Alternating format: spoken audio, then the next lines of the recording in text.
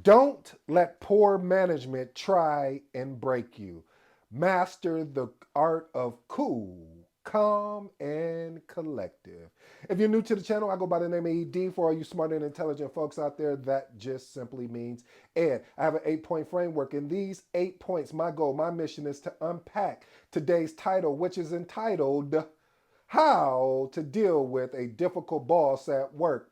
8 tips to deal with the challenges you face. Again, how to deal with a difficult boss at work. 8 tips to deal with the challenge you face. Now, family, what I will say here is we're going to change it up a little bit because I know what you're thinking. What do you mean, Eddie? You're about to change it up. Well, what I'm thinking here is, family, is that sometimes we have questions that we were thinking of when we're watching the video, and I want to see if I can tap into that mindset today. So let's see how this works. You work with me today and see. Tell me if you like it or not. Leave a comment if you do. All right. First point is responding to public negative feedback. A question would be that you would probably be thinking is, how should one react to receiving rude and negative feedback in a public setting? I remember the first time this happened to me. I was shocked. I was appalled. I was out of my mind. I said, I can't believe my manager is doing this to me in front of my peers, even in front of his peers. How dare he do this to me? Okay, then after the emotion left, I thought to myself, let me stay cool real quick. Let me stay calm. That's not how my first response is, family. I'm going to be honest with you. A lot of people will come on here and tell you lies. They will mislead you. But you know I'm going to keep it all the way 100 and keep it transparent. I was not that way at first. I actually went off. Okay, let's just be honest. I went off. Yep, I did. I'm sorry. I'm sorry. I know I'm supposed to be the professional here. I did my best at that point when it first happened to me. But in anything, it's a lesson learned. In anything, it's an opportunity to grow. So when it happened to me the second time, I said to myself, let me stay cool and calm. Because evidently, what I did when I reacted or allowed this person to get a reaction out of me, and it appeared that I came off very defensively, I'm going to be cool, calm, and collective. And then what I said to my manager at that time, when I said, hey, I would like to have a meeting with you to discuss some things. He was like, well, what things do you want to discuss about? I'll set it up. I'll give you the agenda, what we're going to talk about. If you have anything you like to add, please let me know and I'll add that to the agenda. When I got on that one-on-one meeting, I was very direct. I was very concise. I was professional at that at that moment. But the point I'm trying to make, family, is when you get embarrassed, or I don't even want to use the word embarrassed, when you get called out in front of your peers or in front of your manager's peers or people just around in the area, it's really up to you to make the decision, not the choice, the decision of how you're going to handle it. And I wish that we could say that every moment that we would love to be professional, at every moment we would love to be calm, cool, and collective. But there's sometimes you just got to let them have it. Okay, no, no, no, no, no, no, don't do that, don't do that. No, but honestly, family, we want to make sure that when this happens to us, we want to keep that professional mindset. We want to remain calm because we're going to address this afterwards. We're going to have a conversation afterwards, and that's going to tell me everything that I need to know about the situation that just occurred. And I want to say this too, family, while we're on this topic. There's going to be some tips in here that I share, there's going to be some opportunity in here that I share. But I will say this, you have to apply them. And if you apply them, if they don't work, we're going to talk about what you do if you've tried all of these tips. Excuse me, if you've done all these tips, not tried, because we know the difference. When you sit down, you don't say, I'm going to try and sit down. You either sit down or you don't. So if you decide to take on these tips, if you decide to make that choice, that decision to go ahead and implement and experiment with these tips, I will tell you there may be some things you're going to have to, there's some be some more questions you're going to have to answer, and I hope I can answer those today. Family, by the way, you know we have the Magnetic Project Manager School coming up. Is going to be March 9th, 2024. So if you haven't, I'm going to be, I'm really going to probably be pushing that really hard next week. Leading up to the actual ninth, but I'm super excited because I like topics like this. I can go more in depth in, and I can actually make it live where you guys we can all interact, which I'm super excited about. So, oh man, I just can't wait. I just can't wait. I'm sorry. All right, let's get back to the original program. Point number two, speaking up without crossing lines. I know a question you may be asking yourself. How can one ensure that voicing concerns to a boss remains respectful and professional? Excellent question. See, what I recommend and what I advise is prepare your points or your speaking points in advance. Focus on specific issues of how they are impacting your work. And normally I wouldn't say this, but in this particular scenario, I would say use I statements, meaning I statements to express how you feel without placing blame, and request feedback on how to better communicate in the future. A lot of times, family, what I've noticed is that when the manager's in place and they are being condescending, they are, calling you out in public, or making you feel not a good uncomfortable, like uncomfortable as far as pushing you to your greatness, but uncomfortable like we just waiting for you to quit type thing. You have to have the confidence, you have to have the courage to feel like you should be able to not place blame, take full accountability and ownership on the things you own, but talk about how can we move forward in this relationship that we have, as far as you, my manager, and I'm your direct report. All right, let's move to point number three. Point number three, experiencing micromanagement. Oh man, I wish I could say I've never experienced this, because micromanagement, I don't care what anybody says, I don't like it. I've never been a fan of it. I actually shut down when I get micromanaged, because, and I don't know why I shut down, family. And well, okay, I do know why. The reason why I shut down, family, is because what I learned is that this is not about helping me. This is about keeping me, as they would say, under your shoe, so you won't know what's behind the curtain. Okay, you don't like that one. What I've truly learned about it is more or less is that the less that you know what's going on in the organization, the more you may be able to supersede me. And so it's one of those things when someone is micromanaging you, either something they went through in the past or they feel that you are a threat, either one of the two. But the question you may be asking, how do you handle a situation where your boss micromanage you excessively? Well, one of the things I recommend is initiate a discussion about your work style and how you believe autonomy would improve your productivity. Propose a trial period for decreased supervision on a project. Offer regular updates to build trust. And see, a lot of times when people micromanage you, or I should say bosses micromanage you, is that there's a lack of trust, and it's nothing you could have done. Like I said, it could have been someone in the previously in this position, or when they were worked at another organization. That's the reason why there is fear.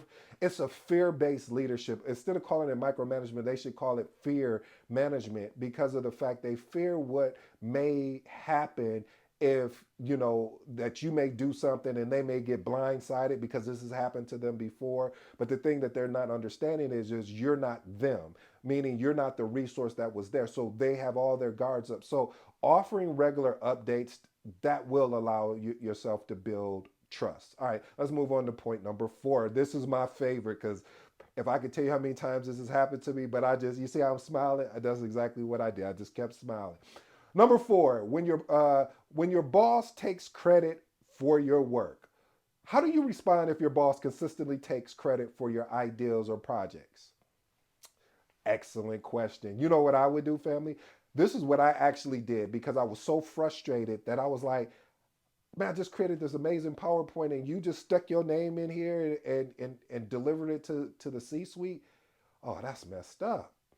Okay, how can I do this more? All right, so this is what I did. I started keeping records of my contributions where I could. I also started documenting in a way where it forces you to see that my name was on the slide. So I'll give you, here's even a clear, maybe one day I'll do it. Like I said, we're going to definitely do a deep dive on this, and I'm going to give you some behind the scenes to help you if you have a manager that is stealing your work There's some things that there's some tips and tricks that we can do about that. But one of the things I'm going to tell you here, and then we'll do a visual treatment of it. So basically, on a PowerPoint. So for me, I work in a lot of PowerPoint, and with working in PowerPoint or any document, you can put who the owner was on there, and you can also see where the contributions are. Like it may add additional authors, but you want to make sure your name is there as the author.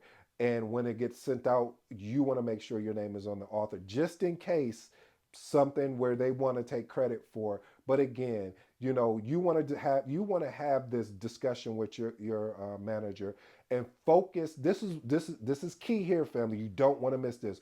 Focus on your desire for collaborative success and recognition. I'll slow that down again.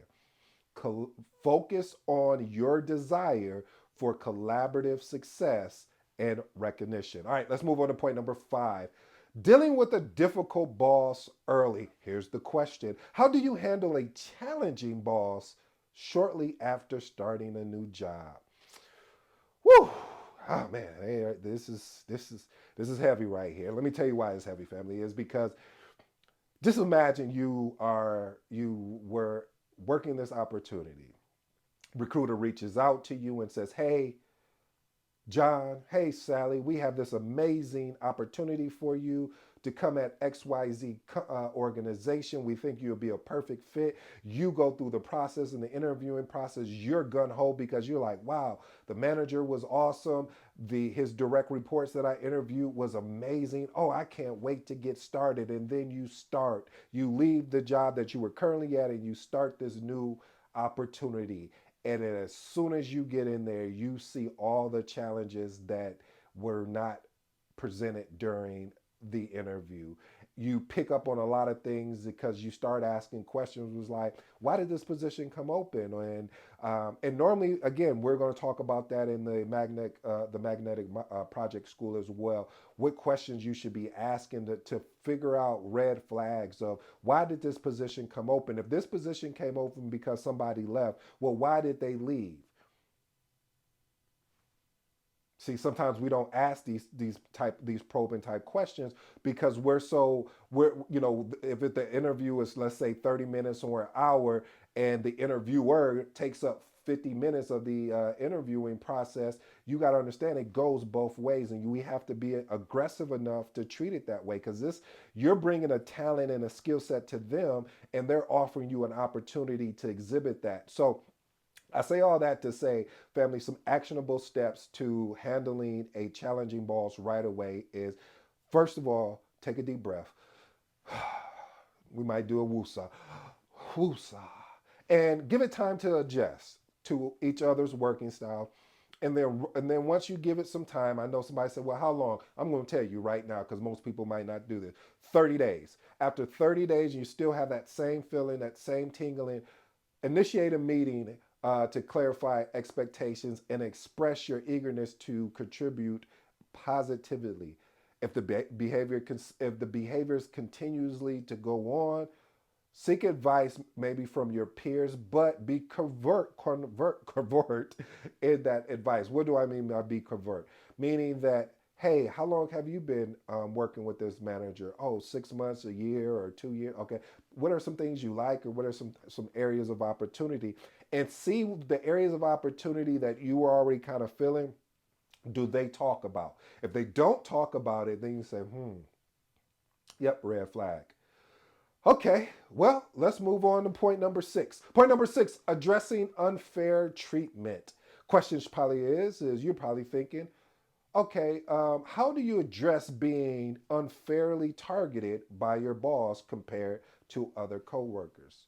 Listen, family, one of the best things that you can do is consider finding a way to have a conversation with that boss and that manager, because you need to understand, where is this energy coming from? Why are they treating you like this?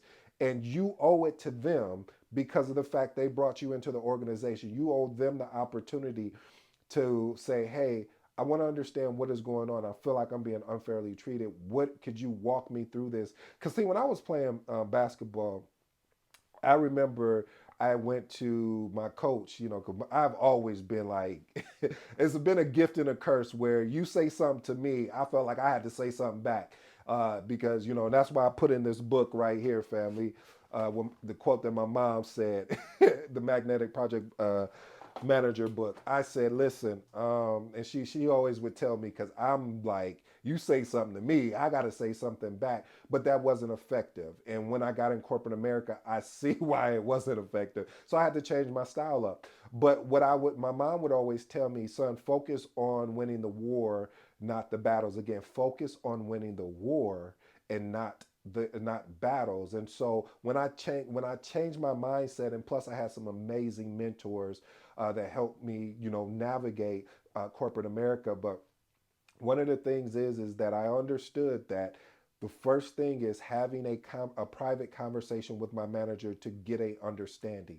Once I got an understanding, it didn't take me long to formulate where I stood. And if it was some fluff type things, and then they said, here's a fluff example, like, oh, well, yeah, no, it wasn't something personal. And I was telling you about my basketball coach that I had, and it wasn't nothing personal. But what my coach had said to me, where because he was constantly like picking at me, I was like, man, I went to him, I was like, why you always got something to say about anything I do on the court? I was like, you don't get that much energy to the rest of the players.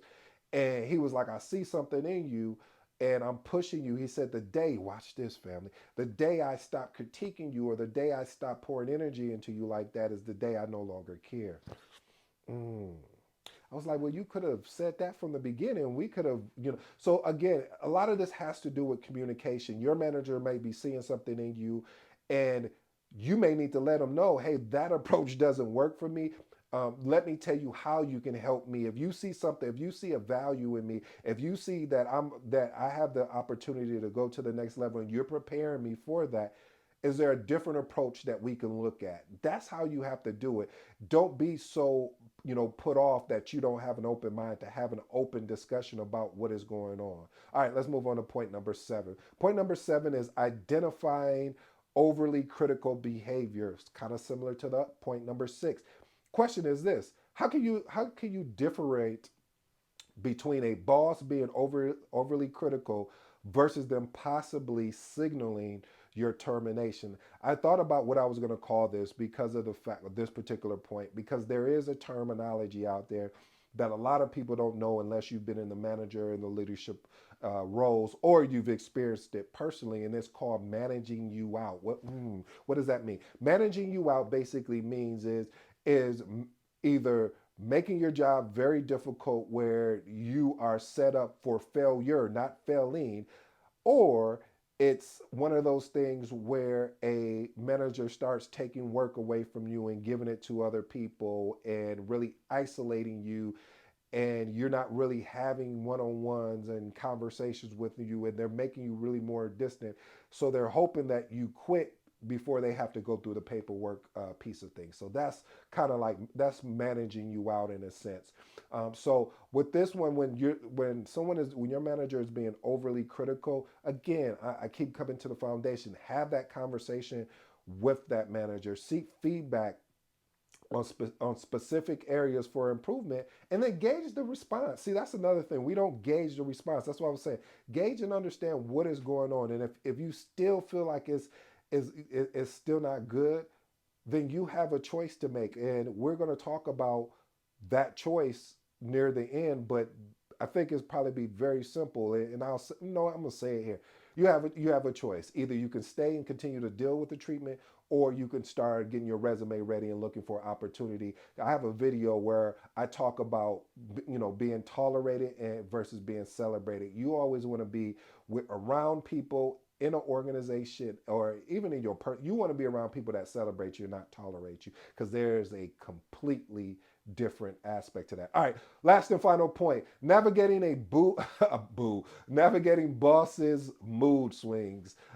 Question could be: how should you adapt to a boss with unpredictable mood swings affecting the workplace? Listen, you want to continue to maintain that professionalism. Again, you want to continue to maintain that professionalism and focus on your work, avoiding personal reactions to mood change. Like I told you, when I first got started in this thing I love, that I hope you fall in love with, called project management, I still had that aggressiveness of you say something to me, I got to say something back to you. I didn't care who what position you were in because I felt I was leading with respect.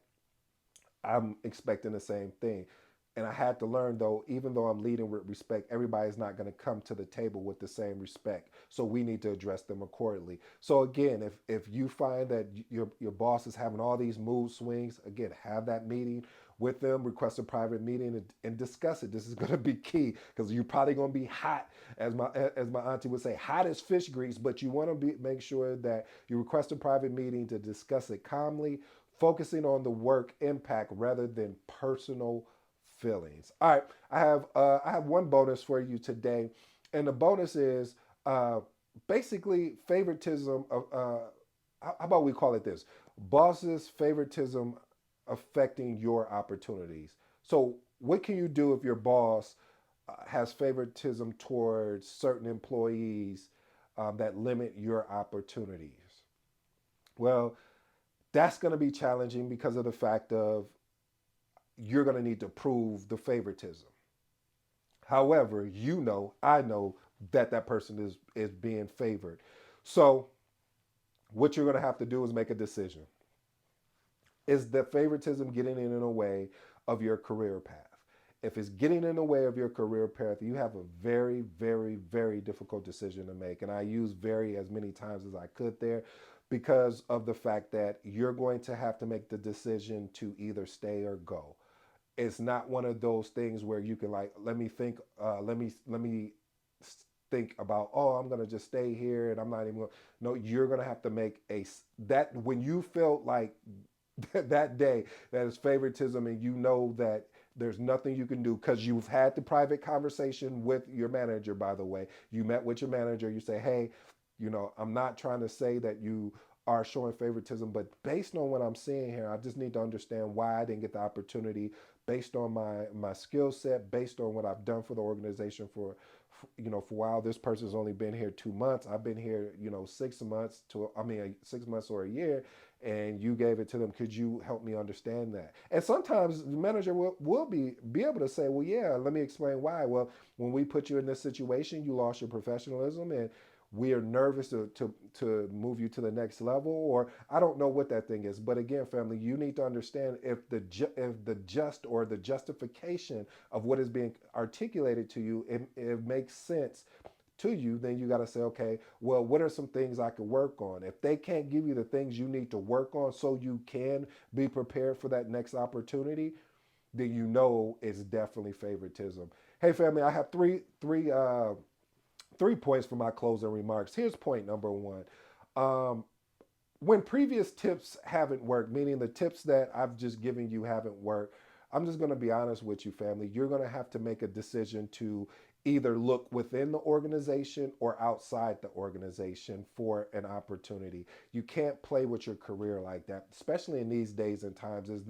There's no room to be playing with your career. If this is something that you really want to do, which is called project management, and you're seeing all the things I described today, and probably even more that I haven't described today, you need to make a decision, not a choice. See, a choice is saying, well, I'll stick around and I'll wait for it to get better and I'm not going to do anything about it. I'm not going to have a conversation with my manager. No, no, no, no, no, no, no.